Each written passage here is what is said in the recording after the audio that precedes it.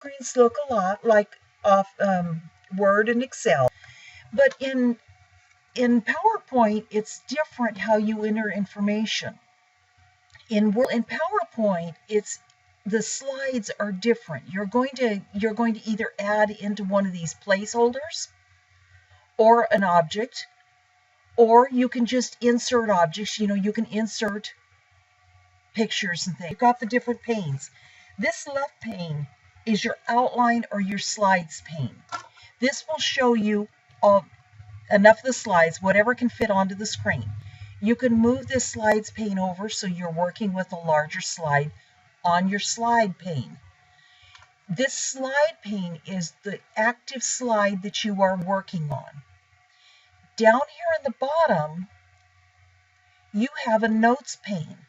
So as you're typing, if you want to have a notes here, once again down at the bottom, you have your all your controls. You can see the different views. You can increase the size of your slide or decrease the size of your slide depending upon what you want to do. One thing that people don't think about when they're working with PowerPoint is, what do I have on this computer that maybe I won't have on the computer that I'm going to? For an example, the fonts. I may have fonts on this computer that I don't have on the computer that I'm going to present this presentation on.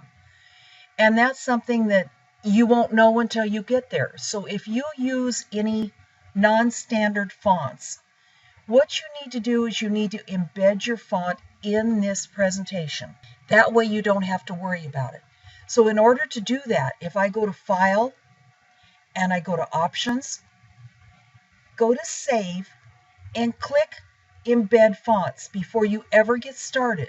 But this is going to be really important if you're using Office 2013 and you're going to a computer that has Office 2010, or the opposite way. Now, I told you that you're going to input information into some of these text boxes here. Well, these really aren't text boxes. These are called placeholders. So if I do this and I put Kathy's training in this placeholder, this no longer is a placeholder. This is called an object. An object is where there is something in the box. And I'm going to move this up. I'm just going to drag it up. You treat it just like a text box. Up here I have an object because there's something in it. Down here there is nothing in this box, so it is still a placeholder. And I'm going to put PowerPoint. I'm going to move this box up.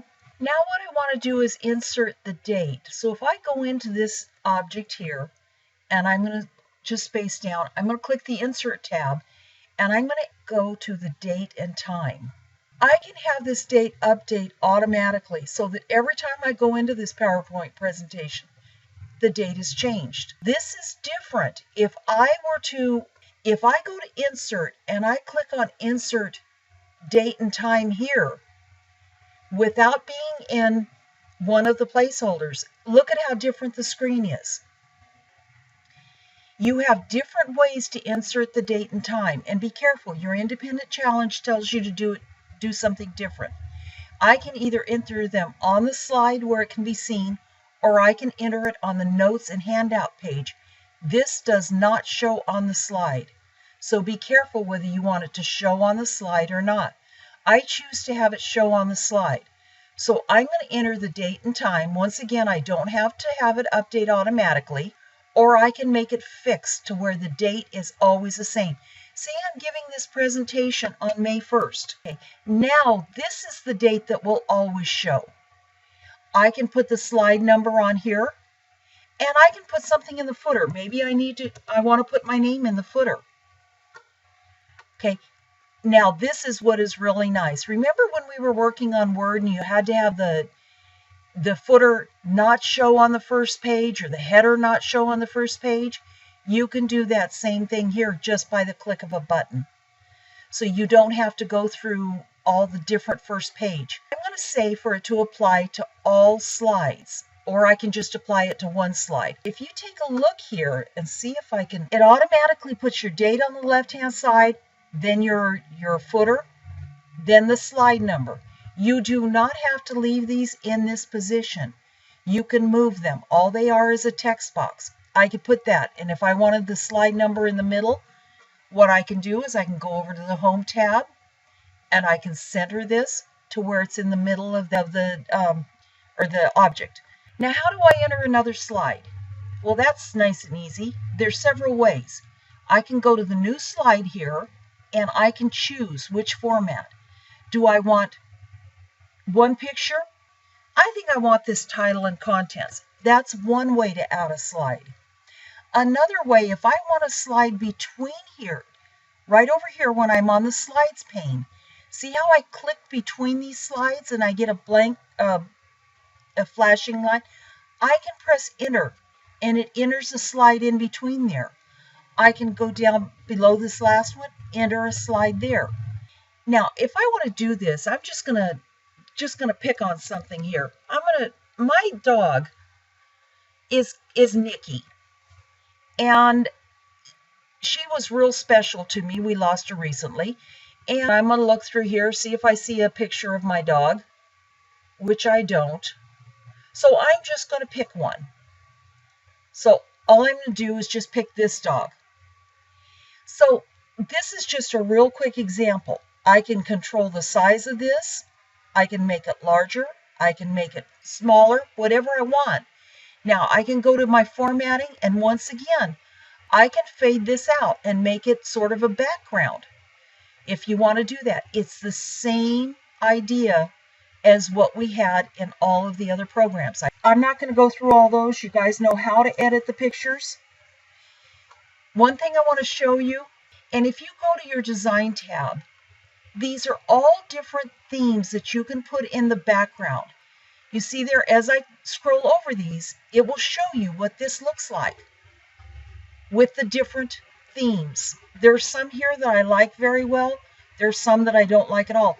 Notice how it's changing my font, and it's changed. Some of these positions are very different. So you have to be careful. You can also click the down arrow. You can also browse for themes out on the internet. Recently, I saw a location where you could get like 1,000 different themes. What you need to do, if you want some of these different themes, look out on the internet. There is all different themes. And once you create a theme, what is nice, when you get more experience with it, you can control the colors in those themes. You see here how I'm scrolling over these colors. You are not stuck with the colors that is in these themes. Any of these themes, the fonts, you can change the font on the theme. See, if you don't like the font that it comes with, you can change that. So if I wanted these colors, but I wanted more of a classic font, I can change that there. It does not change anything about where you're. This theme, I probably am going to need a larger font.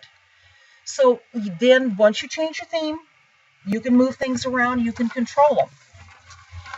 Now, one of the last things that I want to talk about for Unit A is the views. When you go down to the bottom of your screen, in your status bar, you've got different views. You've got your slide sorter view, which this is the slides. One thing that I like to do, once I get my slides, I take a look at them. Is this really the order that I want them in? If I want my dog slide over one, then all I do is I click on it and drag it over. See how you can reorder them very easily in here. So if I just said, no, I don't like that, I like the dog before the cat, there. You can move them around really easily. So another view that you have down here, you have the full screen view. So this is almost like the slideshow, but it shows you in a full screen what it's really going to look like. Now I'm going to close that, and that only closes the view there. Now the last one is your slide sorter view. This is the actual presentation view, and the print is very, very different here. When you click on your print, you can print all of your slides, you can print one of your slides, whatever it is you want to do. You can do the full slide, or you can print your notes page. If I had created notes they would be down here in this area of the slide. So you might, for your presentation, you can use these notes. That's fine with me. You can do it collated. That's the same thing as before.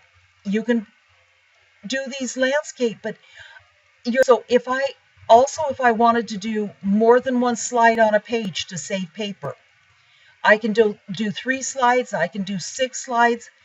For the purposes of this class, I'm going to want you to do 9 slides on a page. And the reason for this is just to save paper. Okay, I can do black and white.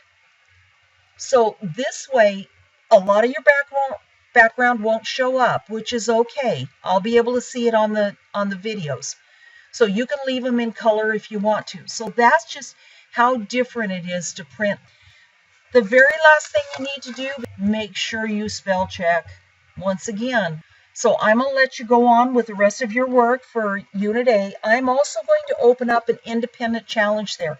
It's very quick, and if you want to do it just for practice, it will be extra credit. In PowerPoint, it's going to be very different. If you do more than what they say, if you make it more interesting, you're going to get extra credit.